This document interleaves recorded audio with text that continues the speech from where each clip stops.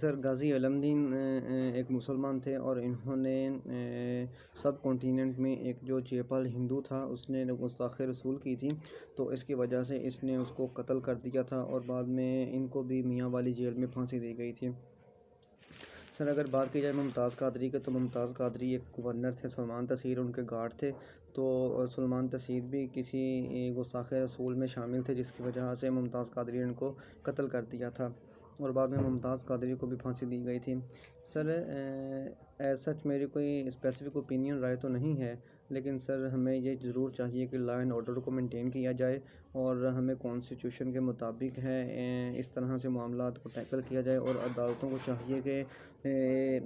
Law and order اور constitution کے مطابق اگر کسی نے اس طرح کا کام کیا تو اس کو سزا دی جائے۔ سر اگر دیکھا جائے تو میں اس میں کچھ مزید ایڈ کرنا چاہوں گا کہ جس طرح سے سر نبی پاک صلی اللہ علیہ وآلہ وسلم کی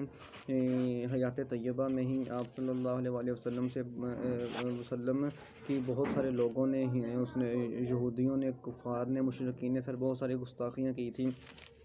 سر حتیٰ کہ جب اسلام غالب آ گیا تھا، اسلام کو بہت ساری طاقت مل چکی تھی، جس طرح سے حضرت عمر رضی اللہ تعالیٰ عنہ اسلام قبول کر چکے تھے، حضرت خالد بن ولید بھی اسلام قبول کر چکے تھے، تو سر اگر اس طرح سے ہی اسلام نے ہمیں سکھانا ہوتا یا ہمیں نبی پاک صلی اللہ علیہ وسلم کی زندگی سے ملنا ہوتا، تو جس طرح سے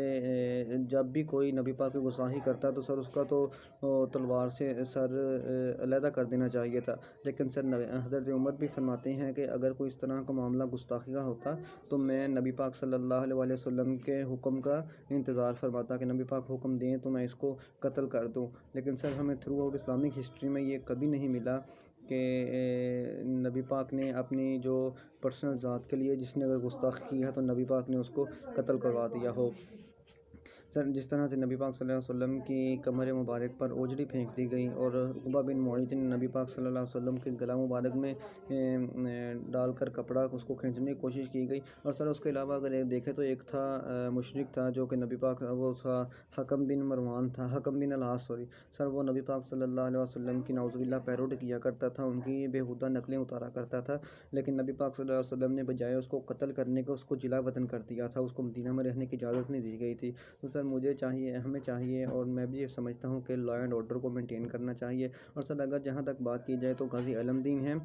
تب غازی علمدین تب سر ادھر برطانوی راج قائم تھا، اور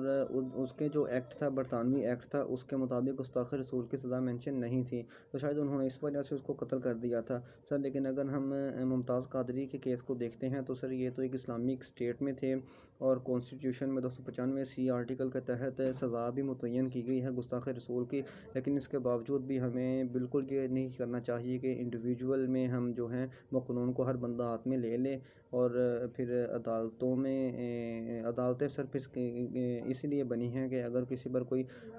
جرم تسلیم ہو جاتا ہے تو اس کو کس طرح سے ان کو سزا دینی ہے، اور سر ہمیں یہی چاہیے کہ کانسٹیٹیوشن کو فالو کریں اور لا اینڈ آرڈر کو فالو کریں۔ Thank you sir.